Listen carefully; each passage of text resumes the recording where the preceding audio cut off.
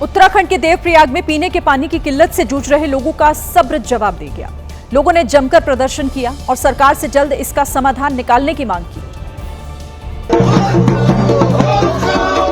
रात के वक्त हाथों में मशाल लिए सैकड़ों लोग सड़क पर उतरे और अपना विरोध जताया।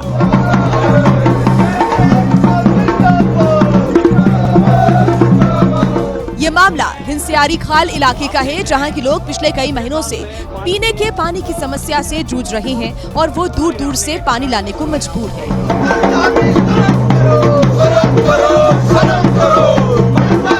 लोगों का कहना है कि इस मामले को लेकर अधिकारियों से कई बार शिकायत की गई, लेकिन प्रशासन ने उनकी समस्याओं पर ध्यान नहीं दिया और इसी से नाराज होकर लोगों ने मशाल जुलूस निकालकर अपना विरोध जताया।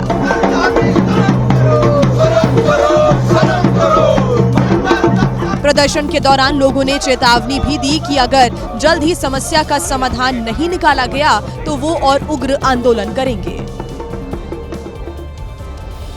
मौसम की बदली हुई चाल कहीं राहत तो कहीं आफत लेकर आई है। मौसम का मिजाज बदलने से उत्तराखंड का हेमकुंड साहिब बर्फ की चादर से ढक गया है, तो कश्मीर के बड़गाम में आसमान से आफत के ओले गिरे। रुई के फाहों की जैसी गिरती बर्फ ने हेमकुंड साहिब की रंगत ही बदल दी।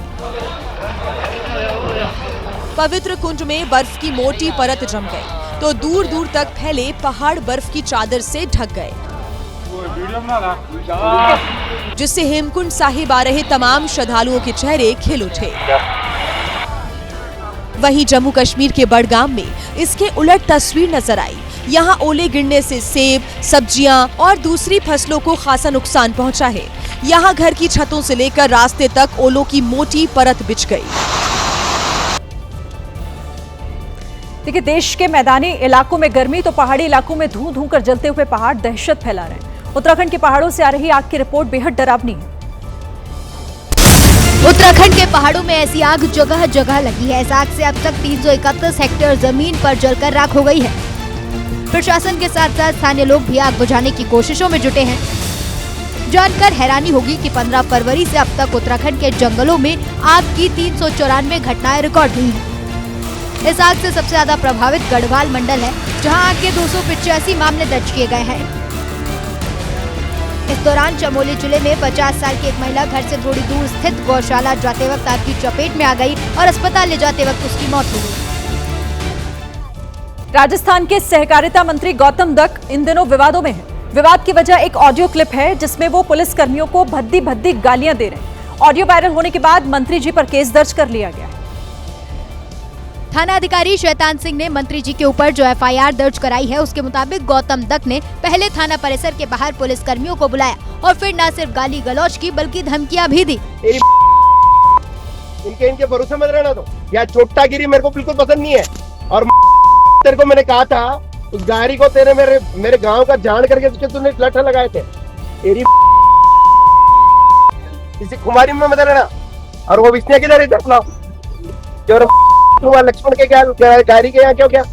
इधर लालत मलालत होता देख मंत्री गौतम दत्त ने वही कहा जो आजकल हर दूसरा नेता कहता है, यानी ऑडियो मेरा नहीं, एडिटेड है। सोशल मीडिया पर मेरा एक ऑडियो प्रसारित किया गया है, जिसमें तकनीक का दुरुपयोग कर इस ऑडियो को एडिट किया गया है। इस एडिटेड ऑडियो से मेरा कोई संबंध नहीं है। वही मामले पर सियासत भी गर्म हो गई है। कांग्रेस ने मंत्री गौतम दत्त के वायरल ऑडियो पर सवाल खड़े कर दिए हैं। आपका मिनिस्टर गालियां दे रहा है माँ बहन की। वो ऑडियो बाकायदा राजस्थान की जनता से परमिशन लेकर जारी कीजिए। मुख्यमंत्री भजनलाल शर्मा को और ये मदन राठौड़ को, दोनों को बैठकर बीजेपी कार्यालय में बीजेपी का चरित्र दिखाना चाहिए। इधर मामले की गंभीरता को देखते हुए मामले की जांच सीआईडी सीबी को ट्रांसफर करने की बात चल रही है। कर्नाटक में मुख्यमंत्री पद छोड़ने के बाद आज पूर्व सीएम सिद्धारमैया ने दिल्ली में राहुल गांधी और मल्लिकार्जुन खड़गे से मुलाकात की। यह मुलाकात कर्नाटक की नई सरकार के गठन और सत्ता संतुलन के लिहाज से अहम मानी जा रही है। सूत्रों के मुताबिक इस मीटिंग में सिद्धारमैया ने पार्टी हाईकमान के सामने अपनी कई मांगे रखी हैं, जिसमें बेटे यतीन्द्र सिद्धारमैया के लिए नए मंत्रिमंडल में अहम मंत्रालयों की मांग भी शामिल बताई जा रही है। सूत्रों के हवाले से जो जानकारी मिली है, उसके मुताबिक मिलते ही राहुल गांधी ने सिद्धारमैया को अपने गले लगा लिया। इस दौरान राहुल ने कहा कि देश की राजनीति में आपका कद बहुत बड़ा है। अब सिर्फ कर्नाटक के लिए नहीं, बल्कि पूरे देश के लिए भी आपको काम करना है। इस दौरान सिद्धारमैया ने कहा कि आपने कहा और मैंने पद छोड़ दिया। इसके बाद राहुल गांधी ने कहा, इसी वजह से मैं आपकी इज्जत करता हूं, क्योंकि आपने साबित कर दिया है कि सत्ता से बड़ी विचारधारा होती है। सूत्र ये भी बता रहे हैं कि सिद्धारमैया चाहते हैं कि उनके बेटे को सरकार में मजबूत भूमिका मिले, जिसमें चिकित्सा, शिक्षा, पिछड़ा वर्ग कल्याण, उद्योग और जल संसाधन जैसे अहम विभाग शामिल हैं। इधर कर्नाटक में नेतृत्व परिवर्तन के बाद अब डीके शिव कुमार के अगले मुख्यमंत्री बनने की संभावना सबसे ज्यादा मानी जा रही है। पेट्रोल, डीजल और सीएनजी की बढ़ती कीमतें आम लोगों के साथ साथ ऑटो रिक्शा चलाने वालों को भी परेशान कर रही हैं। आज राहुल गांधी अचानक से दिल्ली के मंडी हाउस के पास एक पार्क में ऑटो ड्राइवर से मुलाकात करने पहुंच गए।